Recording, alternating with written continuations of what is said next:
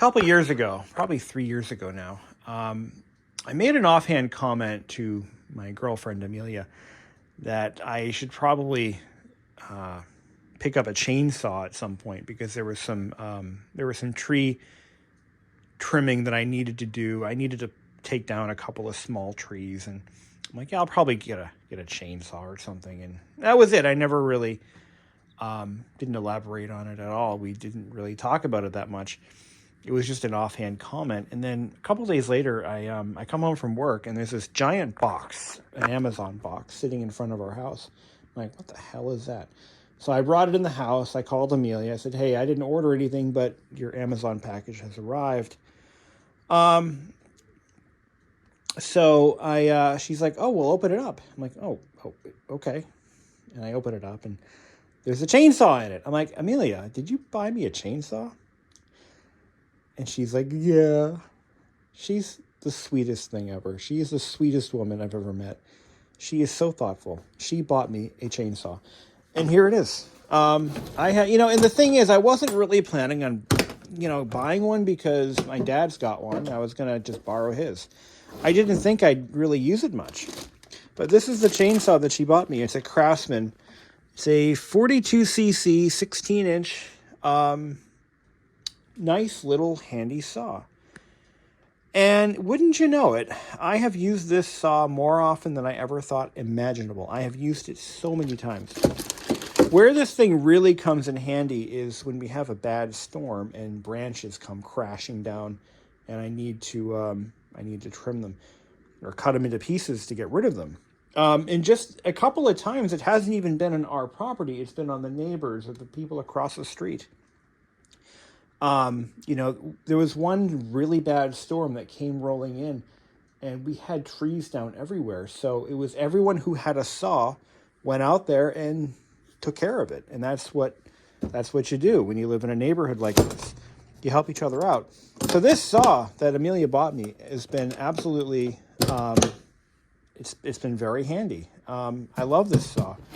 And I love it more because she bought it for me, and that was the sweetest thing she could have ever done. Now, it's not an expensive saw, but it's a, I think it was about $140 or so, roughly retail. But it's a great little saw. And I even let my dad borrow it when his expensive saw broke down. He borrowed this, and then he loved it so much he bought one himself. I think he got the 20-inch version. But anyway, that leads us to the next thing. I got another one. This just came in. Well, not literally just came in. So I'll tell you the story behind this one, and then we'll get to working.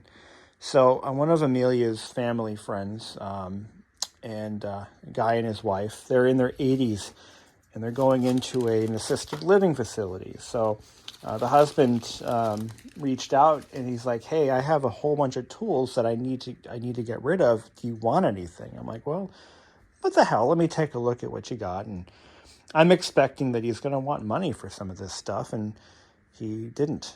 He just like, take what you want. I'm like, okay.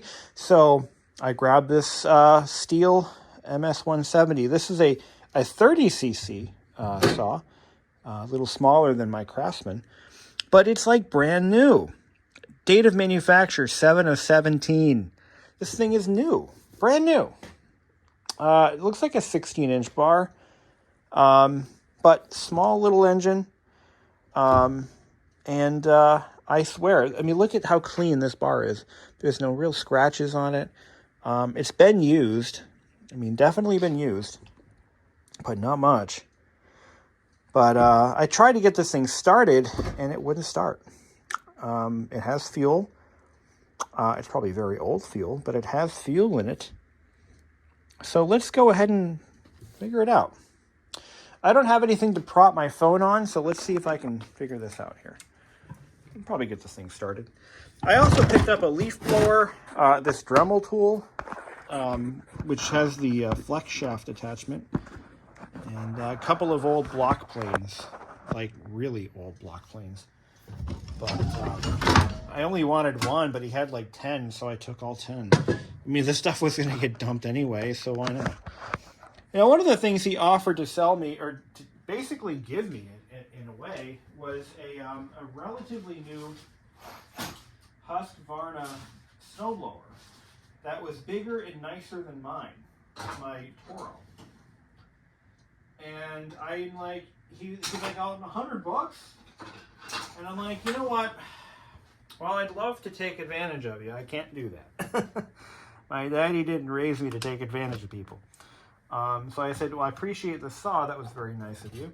And the other stuff, I just can't in good faith accept that. He was going to basically give me the snowblower.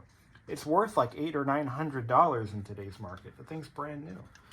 So let's take a look inside this thing here. I just took the cover off. It's acting like it's not getting spark. And I want to make sure that the, it looks like the ignition system is tied into this right here. So I assume, oh yeah, here we go. So the ignition is cut out when this is in the upward position. Oh, here we go. So that's off. See how that little bar grounds out against that? So when this lever is down, this is your choke control, and there's also a throttle lock, so it helps you get it started. Okay, so that's pretty simple stuff. What I don't know is if there's another engine brake, or another, ignition interlock somewhere. I don't have the manual for this, and I'm too lazy to look it up. So right now, you see, you're supposed to start them with the handle in the forward position to lock the blade. So that should free up. Yep, it does.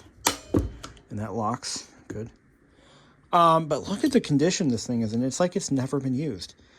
I mean, this is the air filter. I mean, come on. So I could smell a little bit of fuel when I tried to start it. Oh yeah, there's no primer. There's no primer bulb on this. Like my Craftsman.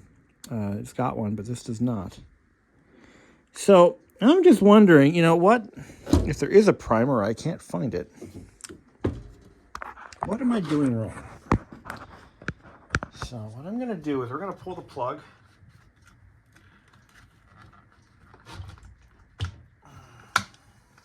And take a look. Take a look at the spark plug. See if it's soaked. You know, it's acting like it's flooded. I couldn't get a pop out of it, but it definitely does. It's getting fuel. I can smell fuel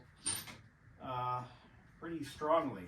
So that is indicative of a potentially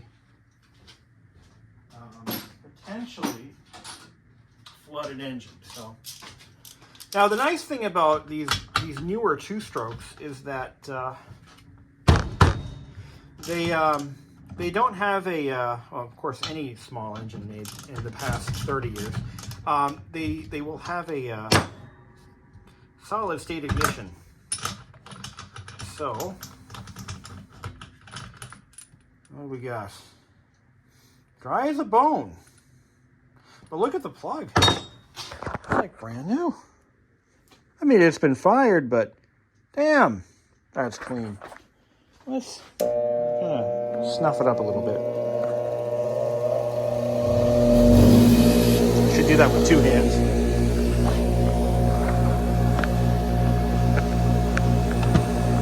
Try to prop my phone up here.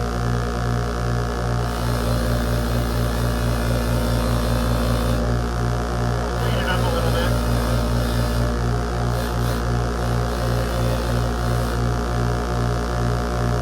I mean, this saw probably only has just a few minutes on it. I mean, look at the top of the piston. It's got a little bit of soot. It is a two-stroke, so it's going to do that. But it's acting like it's not getting fuel then. I could definitely smell a little bit of a fuel odor, but it wasn't that strong. So maybe I was wrong.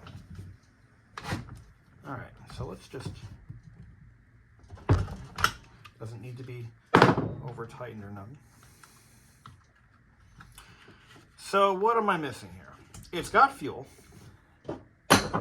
So let's take a look at that. Let's drain the fuel out of it. I'm going to mix it in with my, I have a can of 2-cycle, and I'm just going to dump it in there, dilute it a little bit, and we'll put some fresh True Fuel in there. Where is my 2-cycle can? There's my, oh, here it is, my 50-to-1 mix.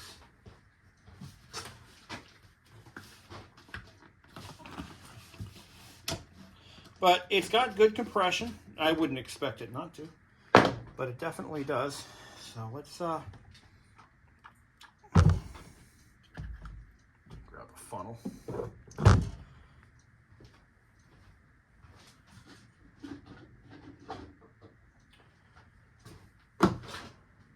Okay, it's possible that this fuel could be bad. Now he did run it on True Fuel, because he showed me what he was running in it. So that's what was on it. That's what was in it. So we know that much. But what am I gonna do with an extra saw? I don't fucking know. I don't know. I wasn't gonna say no. I mean, it's a nice quality saw. I mean, Stihl makes good stuff. You know, they're a very respected manufacturer, and this thing is going to clean up so nice, though. But my only gripe is how do you prime this stupid thing? How do you prime it? All right, so we drained out all the old fuel. I'm going to put in some fresh True Fuel, and I think I just got ripped off. I don't think this has been. I think this has been opened. It smells okay.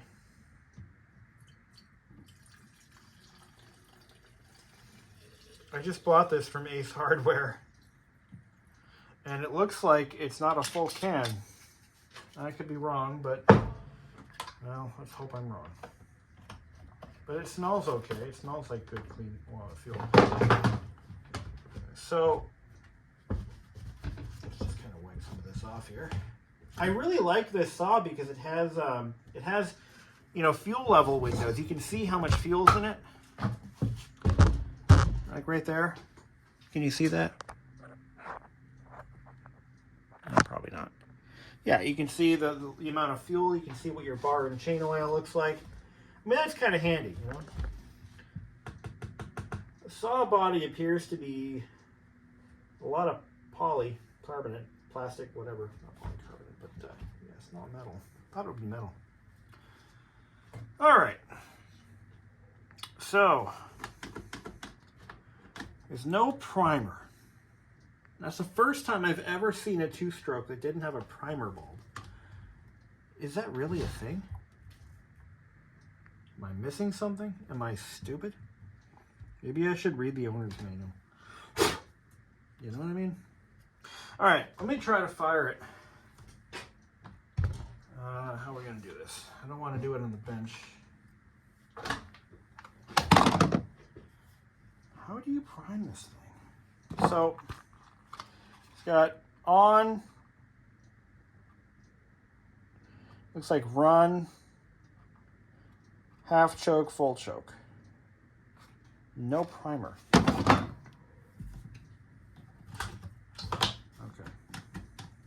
That's just a handle lock. Put this cover back on.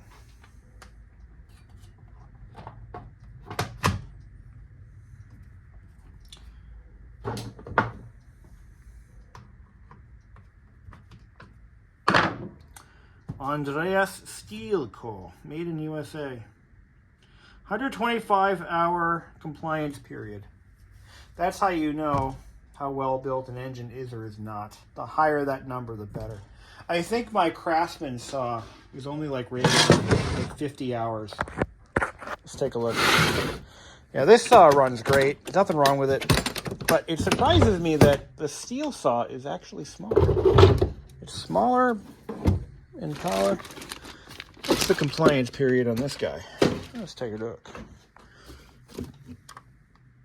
Date of manufacture, 11 of 2020.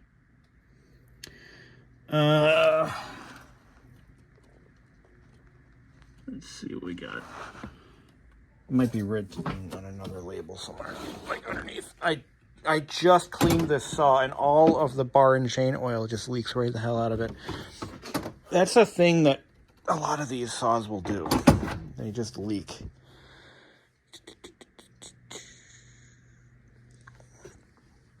Uh, 50 hours. So that is according to the manufacturer's specs, that's a better built engine.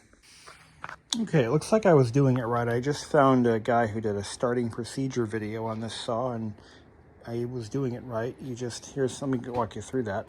So here's the off position. This is idle. You have to press the trigger. This is your trigger lock. Pull the trigger, and this goes all the way down to full choke, and then you just pull it. All right, let's try it.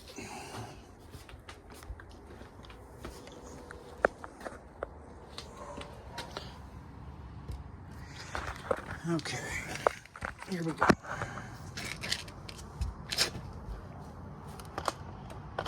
Ooh, I'll just lift it up like that. Oh, okay.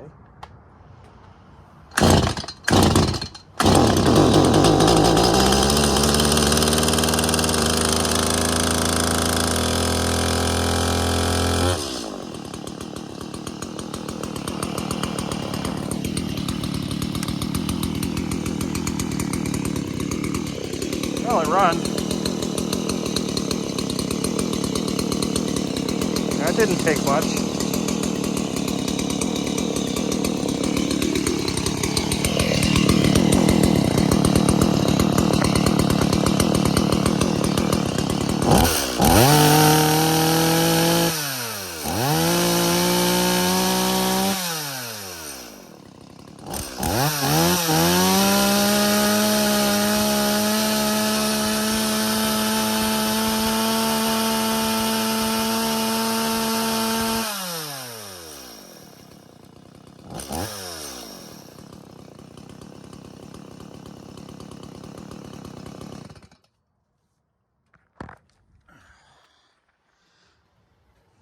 Here's somebody else running a saw.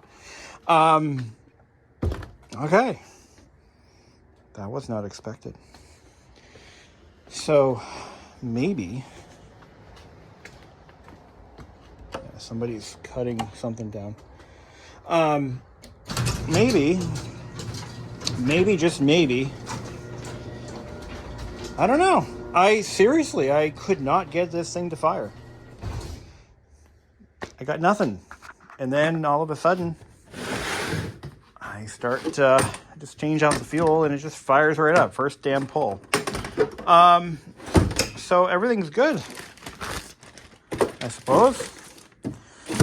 One thing I noticed about this saw, though, is it's really snappy compared to my Craftsman.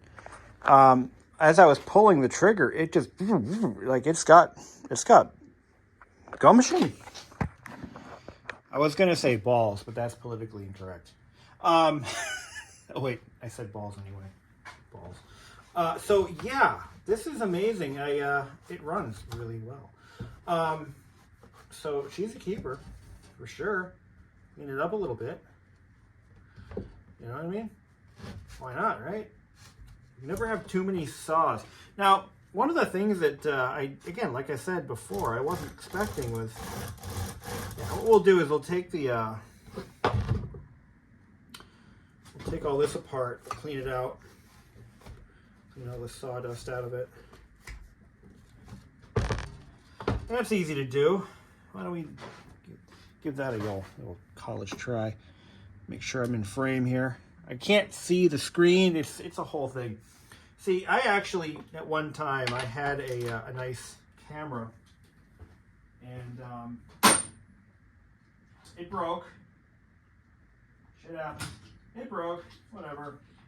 I never replaced it. I had the tripod and everything, and I just got rid of all that. So now I film everything on my iPhone. So, you know, what size is that? 18 is not big enough, really? Come on! I'm gonna need my big ones. So all I got to do is get one of those chainsaw wrenches for this thing. It didn't come with a case, but I'm not going to go to the old man and say, hey, you got a case for this thing? And now you give me a free saw. I want a case, and I want that little chainsaw tool that's so neat. No, I'm not like that. So we're not doing that. Let's see how let's do some basic service on this. Now the chain is sharp as a tack. It doesn't need anything in terms of sharpening.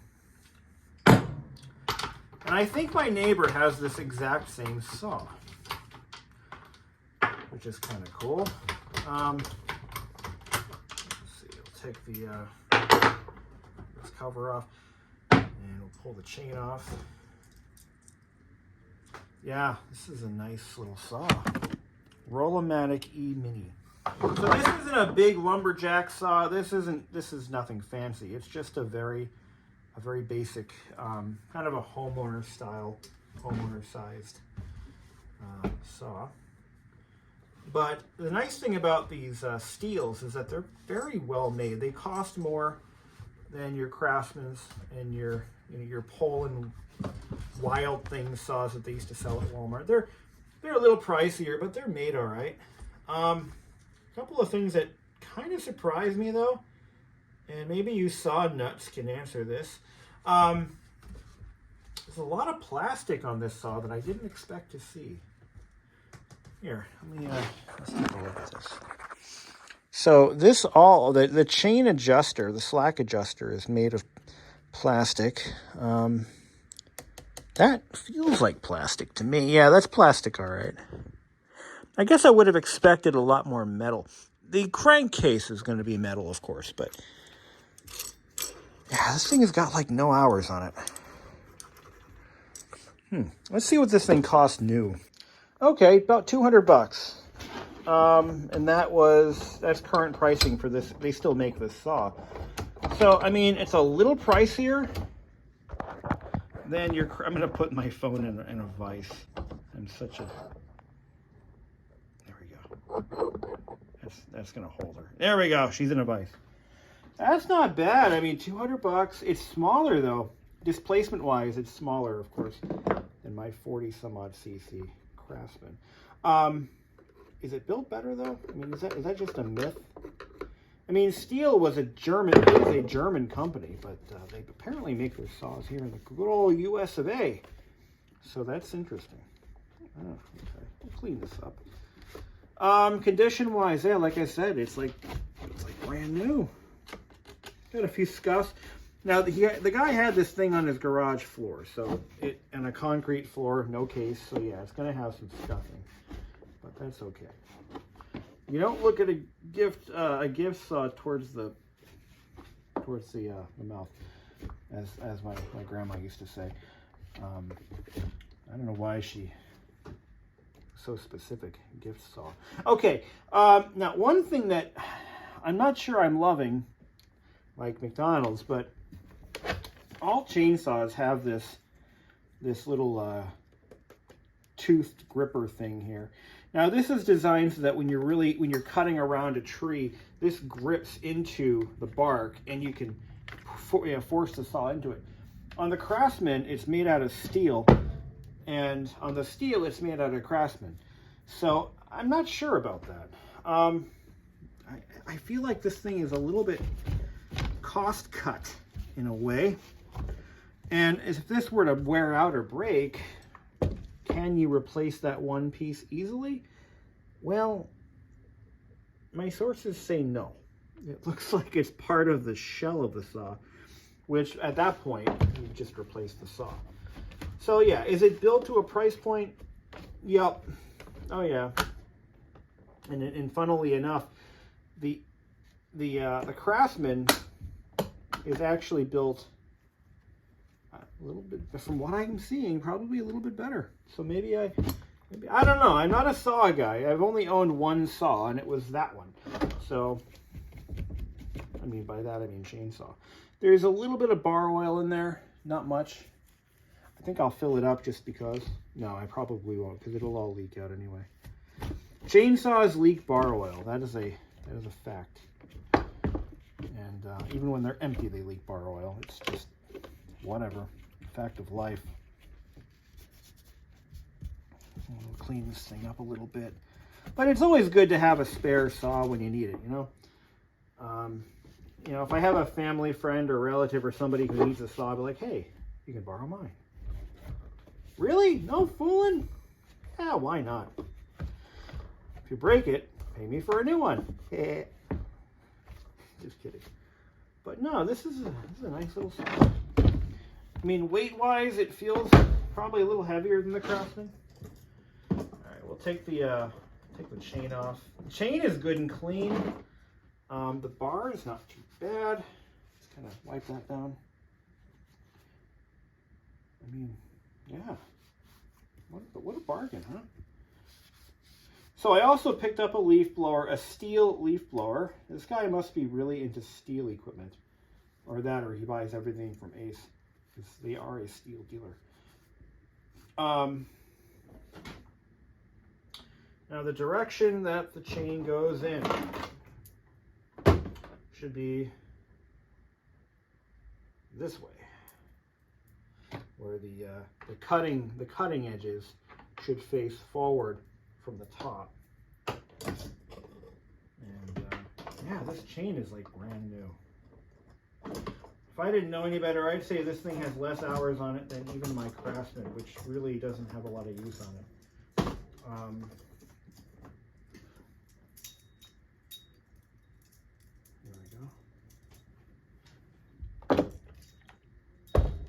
Back on. Now we'll have to readjust the chain, of course. That should be easy enough. I learned how to do a chain adjustment from a YouTuber. I'm not a chainsaw guy. I haven't had a need to own one of these before. And they're not that hard though. But yeah, periodically is a good idea to kind of go in here and clean out all the crap, because, you know, they do get a little bit dirty. There we go. The clutch sounds nice. But a lot of plastic. I mean, I just wouldn't expect that from a saw. You know, I would think that they would want to be using a lot of metal. You know, I mean, just makes sense, right? So yeah. Okay, so we'll put the chain back on. Now what you're supposed to do to adjust the chain, you put the cover on. I'll wipe that down too. Oh, that's where all the crap is. Look at this. It's gross. That's just gross. Oh. So the Craftsman saw, by the way, is made in China. Probably, you know, just one of the many Chinese conglomerates that just make stuff for everybody else. Probably sold under a multitude of names. Is it a bad saw? Hell no. I mean, I've used it for so many things that it even isn't even big enough for. You know, it's a good little saw.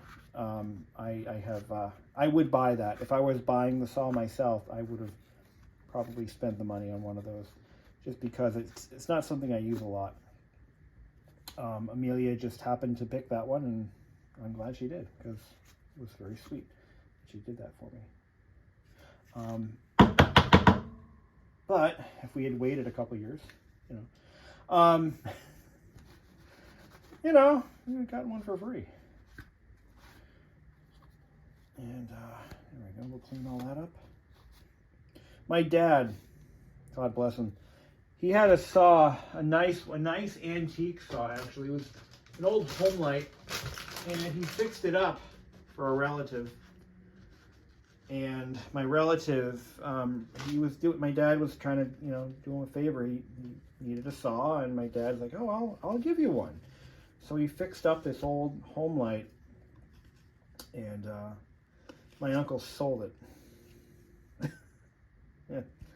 My dad was a little bit heartbroken. He's like, I did, blah, blah. Like, you know what? You can't hold on to that stuff, you know? You can't do that. because then you're going to just feel bad, you know. Anyway, so let's put this cover on. But these nuts, look at how, yeah, these nuts. These are pretty heavy-duty nuts that they used. Seriously. And the reason they did that, by the way, is so that you can use the same tool to remove and reinstall the spark plug as you would use for these nuts, right?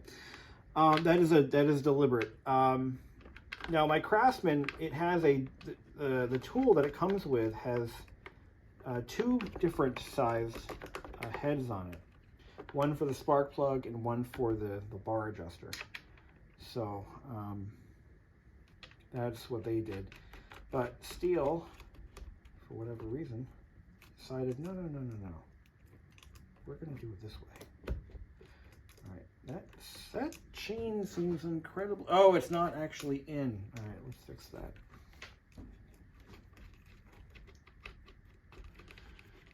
I now have two chainsaws. I am a two chainsaw kind of guy, you know. I don't need one chainsaw, but I got two. Somehow I feel better that way.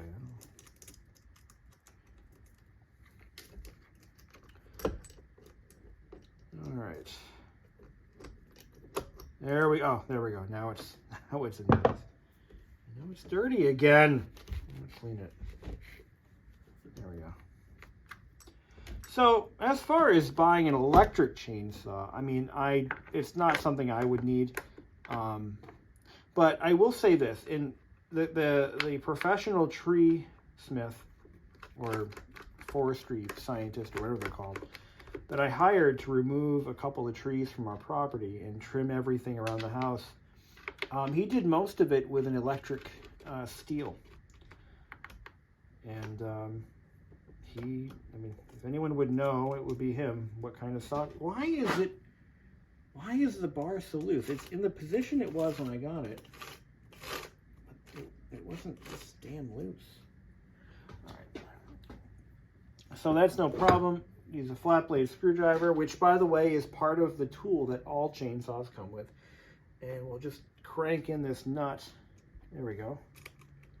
We'll get it adjusted. There we go. That's working. Now, why is that not? Why are the chain fingers? They're just. There we go. So what you're supposed to do, according to this YouTuber, now this is good advice. This is some solid, you know, Uncle BBISHOPPCM brand advice, and it's not from me. It's from another YouTuber, but I'd give him credit if I could remember who it was. But if you Google how to adjust a chainsaw chain, this is what you do. So,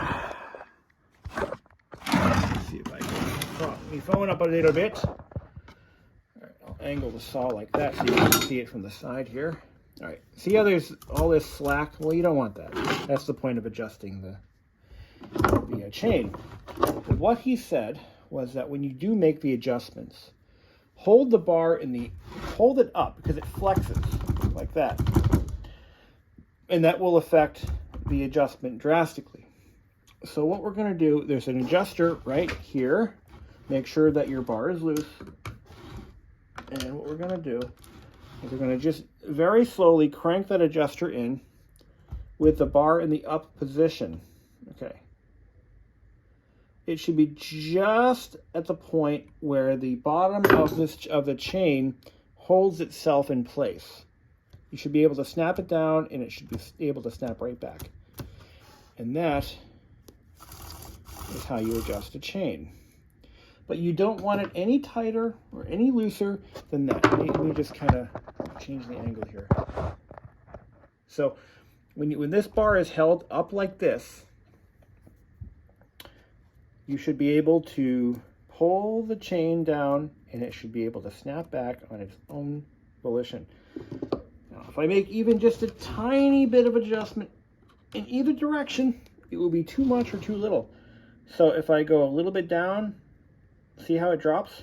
And make sure you hold this up just like that. That's it. Then holding the bar in the upright position. you're going to then tighten the bar.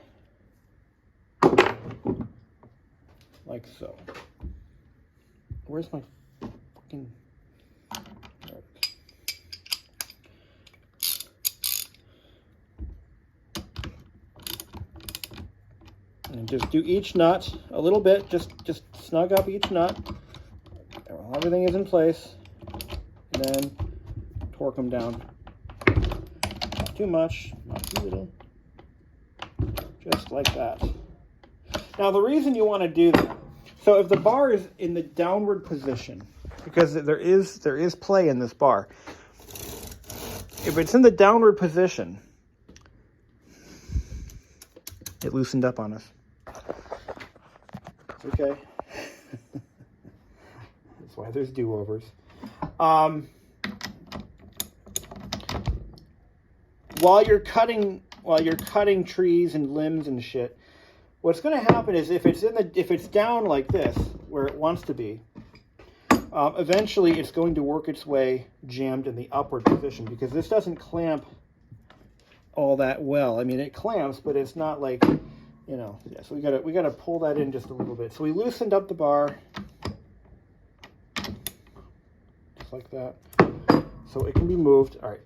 Now we're once again go back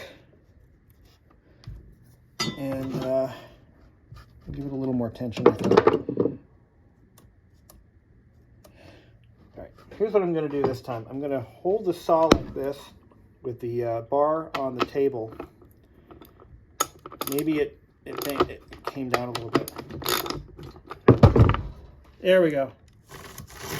It still feels a little bit tight, but that's where it's going to be.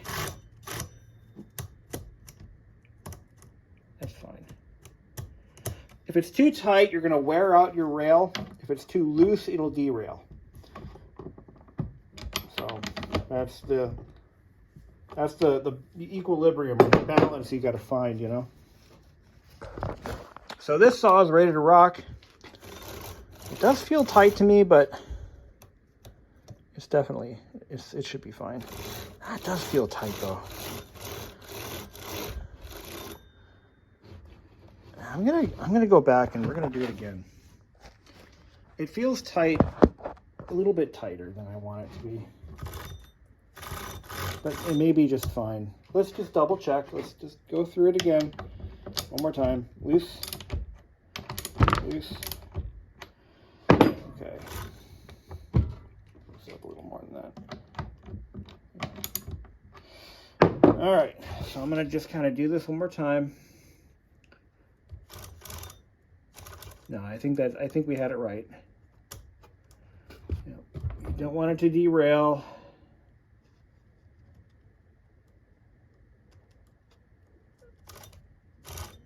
Yeah, I think that'll do. I think we had it right the first time. Yep. All right, let's tighten it back up.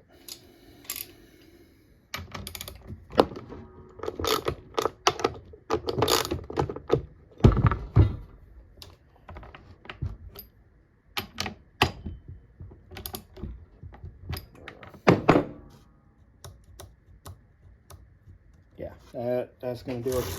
Oh, that's, yeah. Yeah, that's perfect.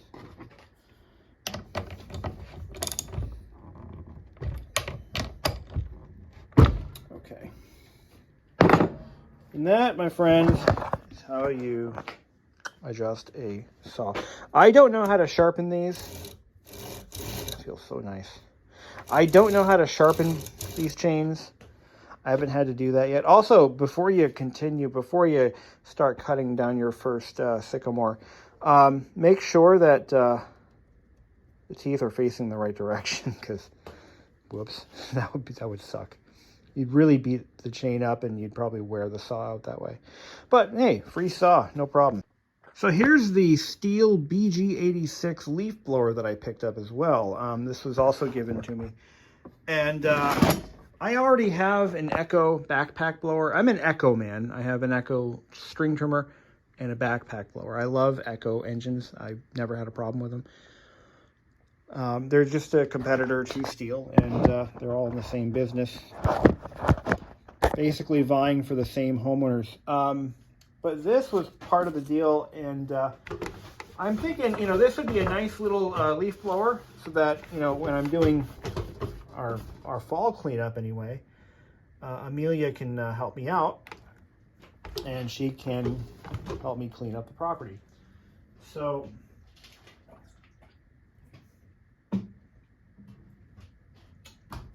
now this thing actually started on the first attempt.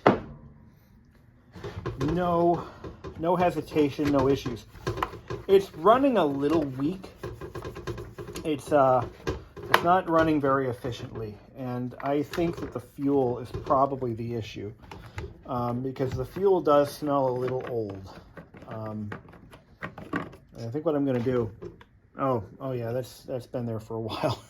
What I'm going to do is we're going to do the same thing. We're going to pour the gas out of this, and again, we'll blend it with good fuel. That's how you get rid of old fuel. Put it in something that'll mix it with good fuel, dilute it with good fuel, and burn it, because it'll burn. Just don't let it sit around too long, because, you know, the nice thing is, you know, modern day two-stroke oils, most of them, I believe, have they have like a stabilizer built into them, so, you know, it's a little bit longer lasting, I think, than pump gas. But and because he ran these on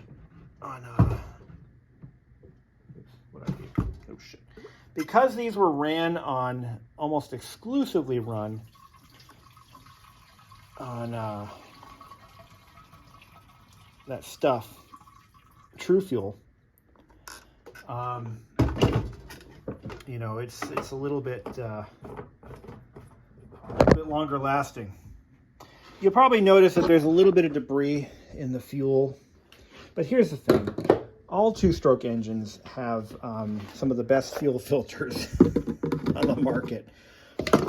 They have these really nice felt fuel filters.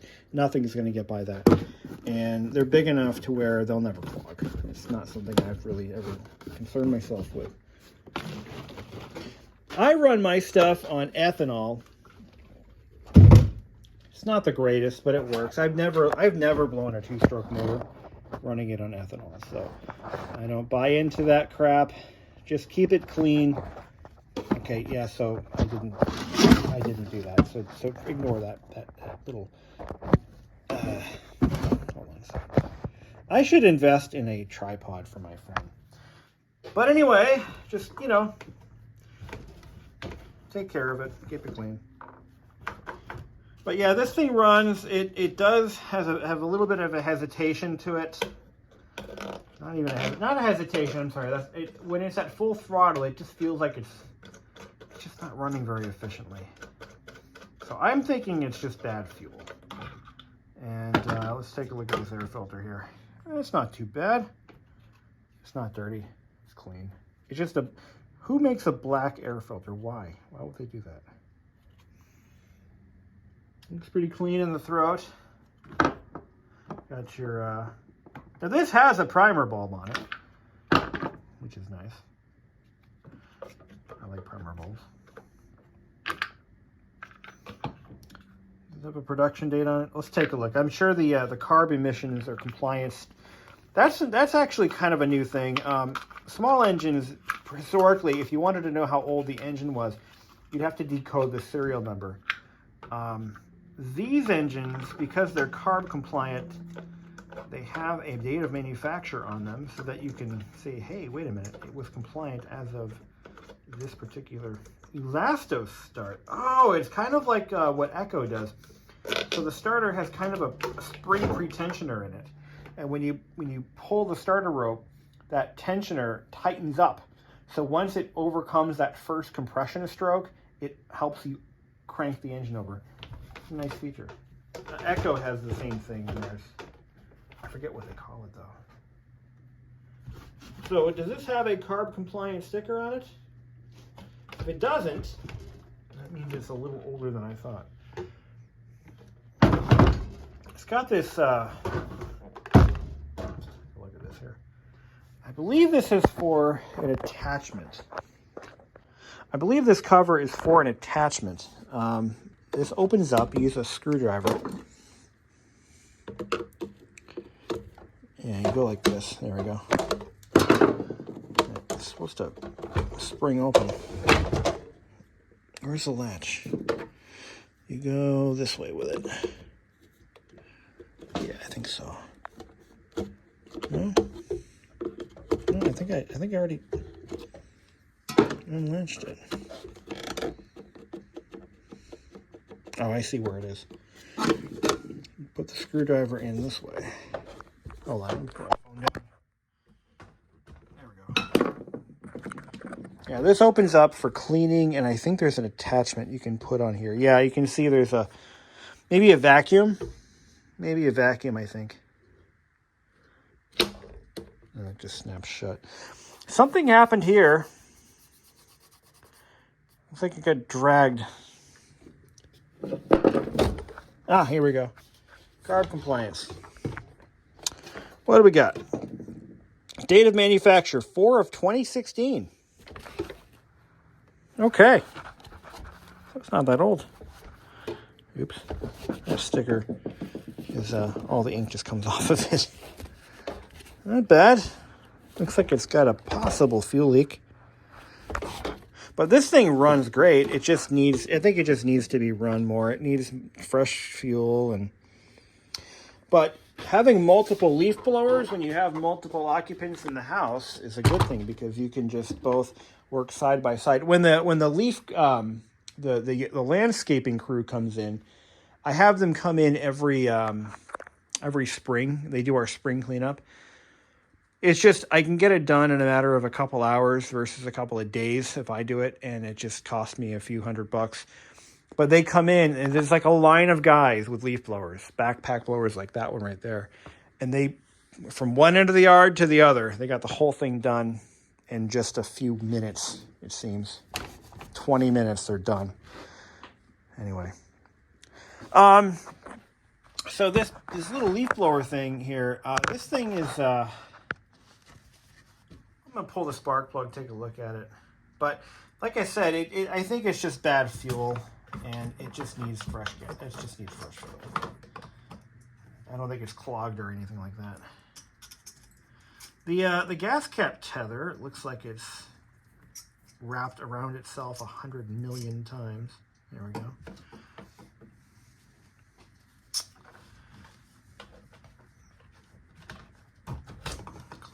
Clean all the little, do some detailing, you know. We'll put some fresh True Fuel in this one. I'm not going to run it right now. It's, well, maybe I will. Maybe we'll fire it up. It's only 6 o'clock.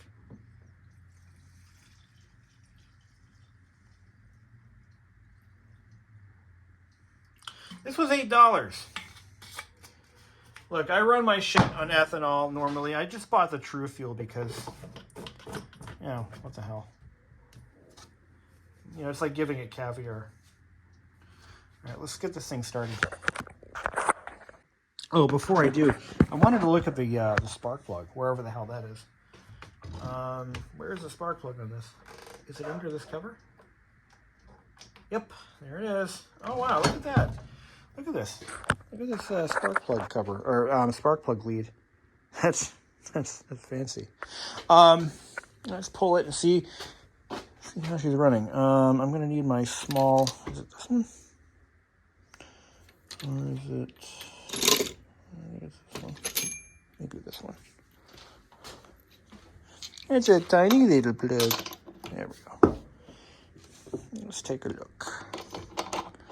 But yeah, this had, there were, I don't like these. I like the backpack blowers because these are really,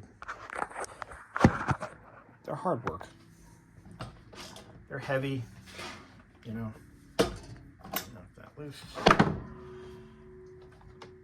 There we go. It's an NGK plug. This is probably a Japanese motor. It's a little sooty, but look at the tiny little plug. It's a baby. Let's clean it.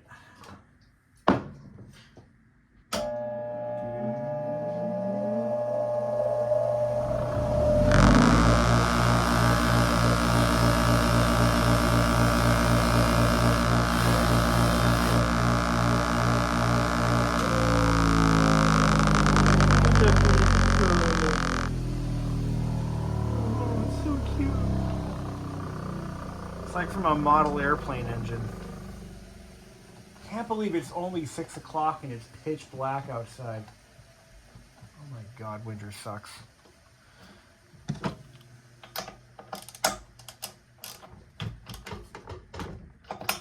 Okay, plug that lead back on there.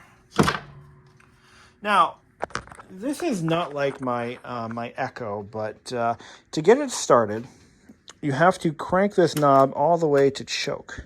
Okay. Once it starts, it automatically switches to idle. If it needs more choke, you can put it in half choke or whatever, but it automatically, it's kind of a neat little feature. It's got a stop button. So, all right. So when okay, that's off, that's on. And this is your, okay, this is your cruise control. So you squeeze the trigger and you pull up on this to get it into, you know, just full bore cruise control, if you will. And then to stop it, you just press this down. It needs lubrication. So what I'm going to do, it's a little sticky. So I'm going to take some fluid film, and we're going to just kind of spray it up in there. See if I can get it where it needs to be. Probably not. No, it's probably not going where I want it to go. Just going to make a mess. Yeah, it really should be taken apart, because this is...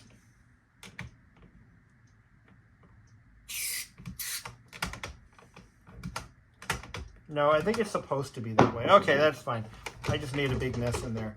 That's okay. It'll be fine. All right, let's fire it up. 6:45 for fuck's sake. Anyway, looks like it's 10. All right, here we go. Put it in run. I mean, choke. Yeah, that's choke. Oops. Okay. Run, choke. All right, here we go. Oh, we're gonna prime it. I'm gonna prime it a few extra times because we just put fresh fuel in there, so that's gonna make a bit of a difference. Kind of flush the old fuel out of it. Here we go.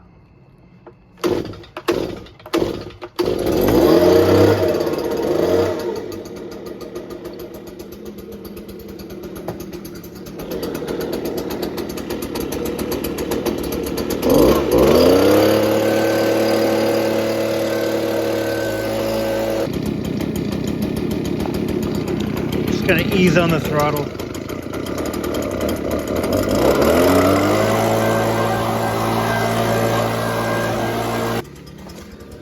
One of the nice things about those, some of these two-strokers, they do allow for some adjustment while maintaining carb compliance. So, you've got a high and a low adjustment. You just need to fine tune it. It should probably be taken apart and cleaned, but I'm not going to do that. I'm going to do the easy thing here. I'm going to find me a small little flat blade. Yeah, you should be able to make small adjustments either way, just to kind of fine tune the carburetor, and it should be fine. All right, here we go. See, it wants to stall when you pull in the throttle. It's being starved.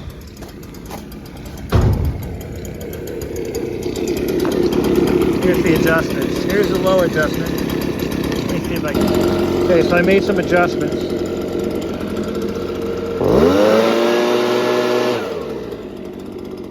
I think the low is a little bit too much air. So I'm going to just back it off a little bit.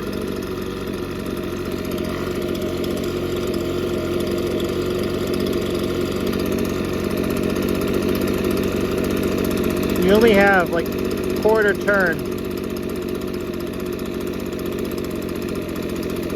That's where it was. That's where it is now. That's too far. Here we go. See how that goes.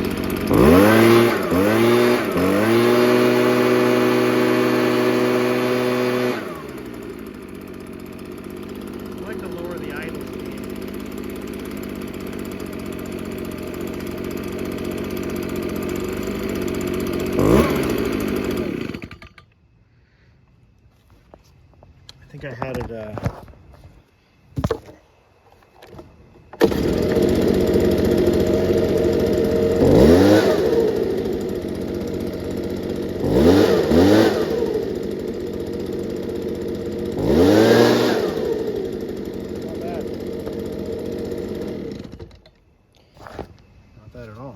perfect. So that pretty much wraps up our video. We made a few small adjustments to the carburetor. The correct thing would have been to tear the carburetor apart, clean it up, and I don't think that's necessary. We just, a couple of adjustments. It's nice that they still have user accessible adjustments, because you know, it was running very lethargic. I think it was getting starved for fuel. And I don't know if these are air or fuel adjustments. I think they are fuel. So what we would have done, actually what we did here is we cut down the fuel flow. If it's fuel, I'd have to take the carburetor apart to see what kind of carburetor it is. But by closing those a little bit, we actually reduced the amount of fuel going into the engine, not increased. So if it's an air adjustment, then we've cut down on the amount of air, thus richening up the mixture. But anyway, it's nice. But they do give you a little bit of space. You can squeeze more life out of your engine. Now, we talked about engine lifespan. Yeah, this is a weird throttle. This must be a Stihl thing. But, so this is off. You press this down and hold it. It's not a kill switch. You wouldn't need a kill switch with one of these unless you got your hair stuck in it, in which case you need more than a kill switch. But this kind of springs back up, and then this is, the rest of this switch is for your throttle position, as I call it, cruise control. Good little machine. I'm glad I found it. Let's take a look at the data plate here. According to the data plate, it is compliant for 300 hours. Wow, that's impressive. Where is this thing built? Apparently in the US. Interesting. Okay, well, that answers that. So, yeah, good quality motor. I think my Echo is rated for 500 hours. So what does that actually mean? Does that mean that the engine's junk after 300 hours? Absolutely not. What it means is, as I understand it, and I could be wrong on this, please correct me if I am, that rating is actually just assuming the engine is not maintained, it's just used for 300 hours out of the box, it will remain compliant with the standards. After that time period, it will probably require some maintenance. And yes, on a two-stroke, regular maintenance does include pistons and rings. So if somebody is going to pay to re-ring one of these machines, I doubt it. This guy is rated for 300 hours. This is it's a 50cc motor in this one, and that packs a punch. This one, the Stihl portable little handheld thing, I believe is only a 20cc maybe. What is it? 2016 model year. Yeah, it's not that old. What is the displacement on this thing? Does it say? 27cc. I called it. What I find interesting, though, in this one is it actually does a better job cleaning our patio than the backpack blower. So this is handy to have, because if we have people over in the summer, I mean, I'm always blowing stuff off that patio. This thing is perfect. It's just, you just grab it. The backpack blower, you got to reach over. It's heavy. I got to pick it up. I got to wait. You got to start it. It's more work. This thing, you just grab and go. So this is a good find. Anyway, guys, that's going to conclude our video for real. Have a good one.